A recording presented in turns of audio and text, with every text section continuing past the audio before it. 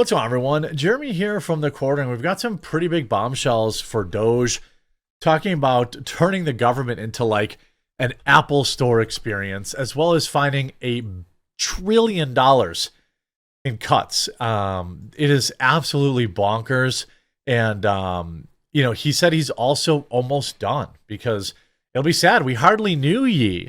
And we're going to talk about that. We're going to talk about some of the stuff he found, and right after our super quick word from this video sponsor, Private Internet Access. Shout out to this video sponsor, Private Internet Access. Look, if you aren't using a VPN yet, you're completely missing out, and Private Internet Access is the one I use on all of my devices. If you've been following the news, you see that censorship, websites, apps are getting shut down in certain countries, all sorts of craziness. Well, a VPN helps you never have to worry about that. Private Internet Access also protects you from the prying eyes of hackers, internet service providers, and others that can view your personal data. Perhaps also just as importantly, Private Internet Access allows you to access region-restricted content from all over the world. Streaming services like Netflix, Amazon Prime, and more have different library options based on where you're located, and some shows simply cannot be accessed if you're not in the target location. Happens to me all the time. Many sports events also have regional blackouts. Well, VPNs can be a convenient way to make sure you're getting the content that you're paying for. Private Internet Access also allows you to protect an unlimited amount of devices all at the same time, so your entire household with a single subscription. And I've been working with Private Internet Access so long that I have an absolutely massive discount available to my viewers. Link in the description below. Get Private Internet Access today using my link. Save huge, protect your computers, access all the content that you've been paying for, and ensure that your internet is never censored. Let's start from some of the outtakes from the Brett Bear interview, where he says, "Did you really mean that Mark Kelly is a traitor?" Elon Musk, yes. And then Elon Musk goes on to explain exactly why in excellent form. Check this out. You know, a lot is coming your way, but sometimes you say stuff or post stuff that gets attention. You give it out, in other words. Democratic Arizona Senator Mark Kelly posted on X about his trip to Ukraine to push for continuing to send U.S. weapons and support there, and you posted that he was a traitor. Well, why do that? Well, I think somebody should care about the interests of the United States above the interests of another country. Correct. And if they don't, they're a traitor. Yeah, but he's a decorated veteran, a former astronaut, a sitting U.S. senator. And? It doesn't mean it's okay for him to put the interests of another country above America. Obviously, there are some Republicans who think supporting Ukraine is the right thing still, but there is a battle. His kids are on the back. How do you think it comes to an end? Well, I think there will be a negotiated peace. And the thing that we should be concerned about is we should have empathy for the thousands of people that are dying every day in trenches. Yeah. For no movement in the lines. So the borders remain the same. For the past 2 years, thousands of people have died every week for nothing. For what? And I take great offense at those who put the appearance of goodness over the reality of it. Yes. Those who virtue signal and say, oh, we can't give in to Russia, but have no solution to stopping thousands of kids dying every day. They just want that to continue forever. I have contempt for such people. I don't want to make that clear. Yeah. So you're optimistic. Because they're virtue signaling, and their lack of a solution means that kids don't have a father. It means that parents lost a son. For what? Nothing. I mean, tell me he's wrong. Tell me he's wrong. You know, I just think that, like, you also have the DOGE team here, which is crazy. Anthony Armstrong, DOGE, Office of Personnel Management, Morgan Stanley banker, M&A guy. Yeah. You know, money, and this is a lot of money sloshing around. There's a lot of money sloshing around. There's a lot of money sloshing out the door. And if you look at the federal government and the way the workforce works, it's really a one-way ratchet over decades. So it's only going up. It's only going up. You never take it away. So that leaves you with duplicative functions, it leaves you with overstaffing, and it leaves you with functions in the wrong places. So a couple of examples. Duplicative functions. Brad mentioned 27 CIOs. If you kept going with Brad, he would talk about the communications office. I think you've got 40 distinct communications offices in HHS, right? Yeah. 40? 40. Yeah, and that's not unusual, by the way. Multiple offices like that. It's also not making anyone healthy. This is not about the employees there. There's many hardworking, well-meaning people who took these jobs. These jobs were out there. They applied for them. They took them. They're doing what's there.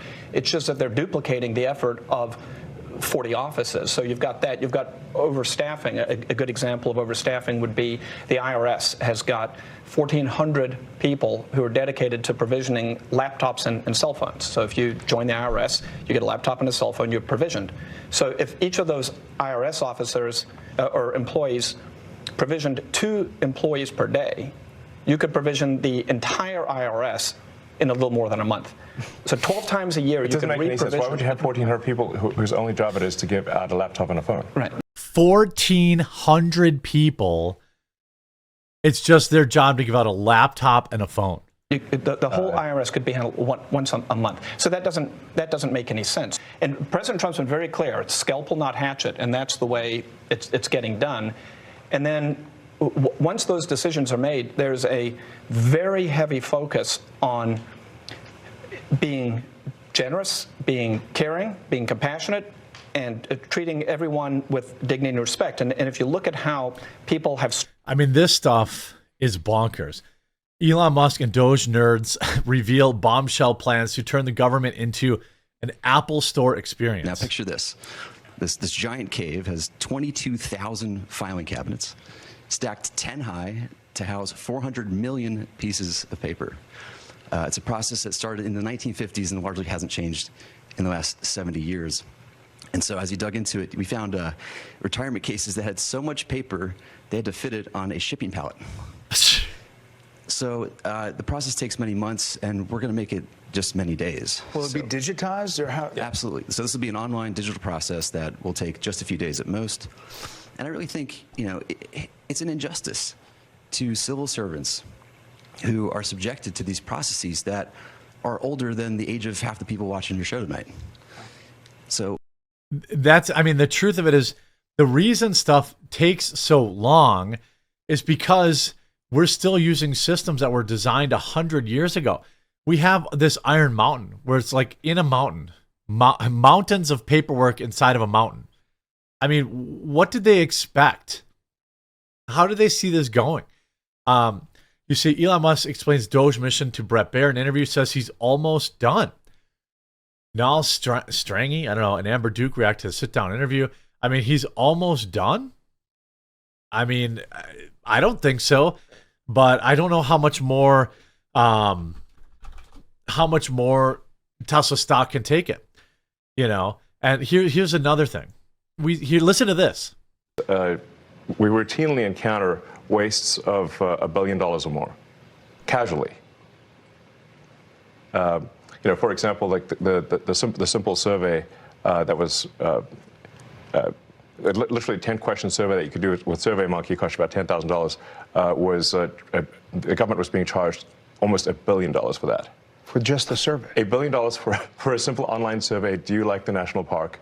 And then there appeared $1 billion for an online survey. No feedback loop for what would be done with that survey. And they didn't even know what to do.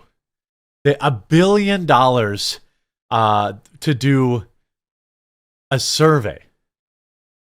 I mean, it is so crazy to me. And the people are out here spray painting Tesla dealerships. Why?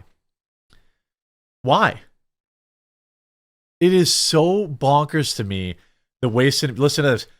Elon Musk says DOGE's $1 trillion target is very achievable without services being cut. VAWA Social Security recipients will get more money.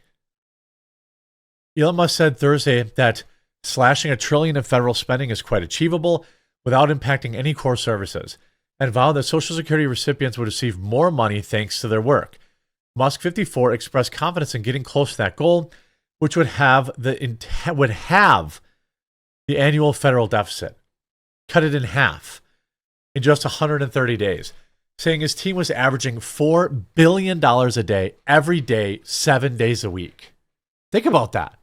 $4 billion a day cut every single day, 7 days a week. This is a revolution, and I think it might be the biggest revolution in government since the original revolution. The world's richest man told the Fox News special report host Brett Baer as he and a group of Department of DOGE efficiency associates took questions for the very first time. Our goal is to reduce the waste and fraud by $4 billion a day, every day, 7 days a week. And so far, we are succeeding. I mean, it's so crazy to me. The CEO of Tesla, SpaceX, and owner of X blazed through federal agencies since late January, overseeing mass firings of staffers and dramatic reducing of agency spending, including all but shuttering the 10,000-person USAID and the 1,700-person Consumer Financial Protection Bureau. It's so nuts. So nuts. Musk and his top lieutenants also said despite mass terminations, including most of USAID and CFPB, PB, and more recently 50% of the Department of Education staff, along with new probationary hires, there's actually been very few firings as a share of the overall federal workforce. The team cited that the fact that 75,000 workers accepted buyouts and that more than 3 million out of the more than 3 million person workforce. That's hardly anything as a percentage. This said, you've heard a lot of news about reductions in force, about people getting fired at this moment in time. Less than 0.15, not 1.5, less than 0.15% of the federal workforce has actually been given RIF notice. Basically, nobody's been fired. I hope you enjoyed this video. If you did, make sure you leave a like on it. I support Elon Musk's work, and I hope you do too. We'll talk to you again real soon.